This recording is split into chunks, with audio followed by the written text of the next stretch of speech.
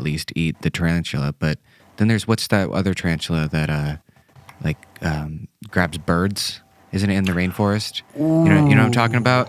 And it's just kind of weird how that works out. Like you have a tarantula that can kill a bird, but then you have basically a bug that can kill that tarantula. I feel like the tarantula should be killing the bug. Well, I guess yes and no. I mean, I think it would be a waste of food because I don't know if that larva would need to eat an entire bird. Maybe it just needs to eat a spider. They're thinking small, man. This is how they need to take over. Yes.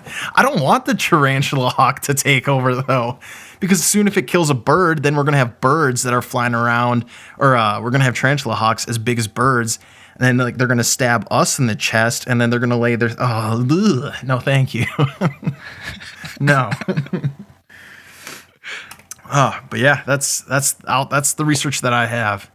Now, Ro, you did your research on land animals. I'm really interested to hear what you have as far as giant animals. Before we dive into that, I just wanted to talk about the current giant land animal, which is the African elephant. And the reason why I want to speak about it first is because of the rest of the prehistoric giant animals. And we can talk about it as reference because currently the largest living land animal is obviously the African elephant, and it can weigh up to 7 tons. So that's approximately 6,300 kilos. And they typically grow up to 35 feet from have a shoulder height of up to 13 feet. So, keeping that as reference, I'm going to jump into some prehistoric land animals and mammals. Real quick, Ro, I find just elephants in general, I find really interesting creatures because they're like the only or one of the very few animals that like will mourn a loss of their own and everything like that, or like I don't know if they bury them or like whatever, but I don't think they do. But I just find that really interesting about elephants. They are just very in intelligent. general. Yeah, I find them very intelligent. So the first one on my list is something called as the Spinosaurus, meaning spine lizard, and it's kind of carnivorous dinosaur that lived in what now is North Africa about 112 to 93.5 million years ago. And this specimen was first discovered from Egyptian remains in 1912. So this was the largest carnivorous dinosaur of all time, and it was bigger than the T Rex. So it grew up to 18 meters long and it weighed up to 10 tons. Oh, jeez. And you said it was first discovered in 1912? Yes, the fossil was discovered in 1912 in Egypt. Okay.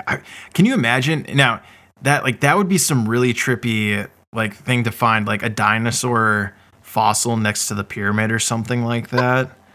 And that's just what I think. I'm sure that's nothing to do. I'm sure it wasn't even in the same location, but like when you said that, that's what my brain like went to, was like, all right, the pharaohs were rocking dinosaurs. That's cool. Yeah. So now we know about the rat infestations that go on. We know about the Black Plague. But we also had massive rodents that resembled gigantic capybaras. It was the size of cows with an estimated weight of 1 ton. So just imagine, imagine a bunch of killer rats roaming around. They are 10 feet long with another 5 feet of tail. No. when was this? I love that. I really do not want to name the era because I'm going to goof up. But let's keep it prehistoric, shall we? That reminds me of the movie Princess Bride, when that giant rat like rodents jumps of unusual size. That's what I think of when you said that. But 10 feet long. So that wasn't the entire length. Like the body was 10 feet, and then another 5 feet of tail. Yeah. So thankfully, they might have been herbivorous, but they had like a foot long incisors, and I am sure it was enough to scare